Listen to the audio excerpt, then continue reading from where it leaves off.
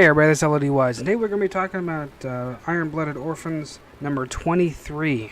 You know, the biggest thing in this episode was the basically revenge for Biscuit. I mean, they were pondering this a lot in this episode, and I really do believe maybe this sight of revenge basically is going to cloud these people's judgment. I mean, I know later in the episode they so-called get their revenge, sort of, but I really believe though they keep going on that path. I mean, a lot more of them just gonna fucking die for no reason. I mean, there was one part of the episode where Mika and Biscuit were talking. Biscuit should just left, that's all there is to it, but they were talking basically back and forth, saying that we're all going to go home together, whatever else. So I guess Biscuit sort of will go home. I mean, he'll just go home in a body bag, really. I mean, everybody else at this point believes they can't go back because they're not going back the same way. But hey, you never know. They could go back and then they, at that point, just become, he's dead, he gets buried, whatever else, and they just kind of go on with their company, I guess.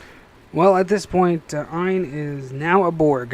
He has that shit completely integrated. You've seen a picture of him just for a few seconds where all it basically is just his torso. His legs are gone, his arms are gone. Basically, his head's gone, really. I mean, it's basically just his brain sitting there with that shit on his spine or whatever. He is completely a Borg at this point. He is so integrated in this thing, he'll never come back. Kind of like the mechs that we have in Warhammer, where people will die and they'll take their brains and whatever and stick them inside the robots, the Dragonauts, I guess you can call them, and they come back and fight. So this is kind of the same scenario, the same idea they kind of went with this one, which I guess would be a cool idea, because at that point, you really don't even have to, he doesn't leave the cockpit, he's stuck there. There is no going back out. You'd have figured, though, they would have made it so he can get in and out, maybe give him some robotic legs or arms or something like that, like some of the other ones in this show. So I was kind of curious why they didn't actually do that, because then he could have been a little better of a soldier, actually having multiple purposes, not just one for revenge. But I understand the reason why is because he is hell-bent on this. That's all he cares about. He doesn't care about anything else. He wants his damn revenge for his the captain guy dying, so he doesn't really care. So I kind of understand that point, but I still would have thought they would have given him something else.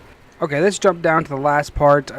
This Carter Course lady has came back. I don't know. Again, annoying as shit, but I really believe freaking Gillis here has put her on a path to only be hurt just so he could integrate her with the system again, so she can be put inside of another Gundam. I really believe that's kind of what's happening here, because you think about it, he's really heartbroken. I know he kind of loves her anyways. That's kind of the undertone you're getting throughout this episode, or respects her or whatever. But I really believe at this point right now in this episode, remember, I haven't seen any others. I go episode by episode here, so I'm thinking at this point he is making her hurt and basically going to go and stick her inside of another Gundam to build their army just a little bit bigger, because they were talking about making Gillis into this as well, so maybe he wanted to take her with him. So wow, this is in the end, I mean, when Mika was kicking her ass, he wasn't taking shit. He just knocked those other two out. Hell, that one guy didn't even get back into his mobile suit before he got his splattered across the snow. So wow.